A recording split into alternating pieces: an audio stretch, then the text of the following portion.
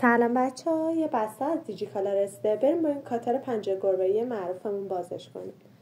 متاسفانه یه تعدادی از محصولات این بسته حذف شد و قراره که جدا واسم دیجیکالا بفرسته و اینم توی تاریخ دیگه برام فرستاد. این مشکلات دیجیکالا نمیدونم که قراره حل شه. به نسبت بسته‌بندی خوبی داشت این دفعه. بریم ببینیم که چیا خریدم. اولین چیزی که خریدم شامپو مورینگا.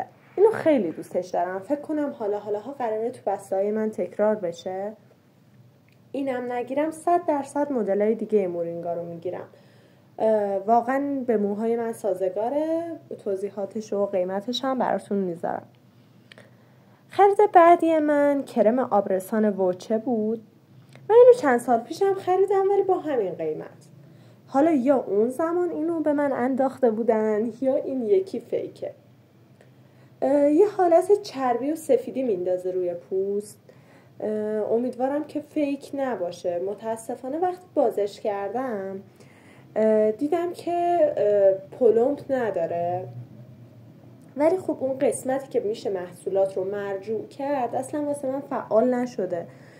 تماس گرفتم و به نتیجه نرسیدم. 7 روزم هم تموم شد و نتونستم اینو مرجوعش کنم. خرید بعدیم ژل شستشوی لامیننه. هیچ تجربه از این ژل شستشو من ندارم، ولی خب توی نظرات 90% گفته بودن که خیلی خوبه و دکتر براشون تجویز کرده.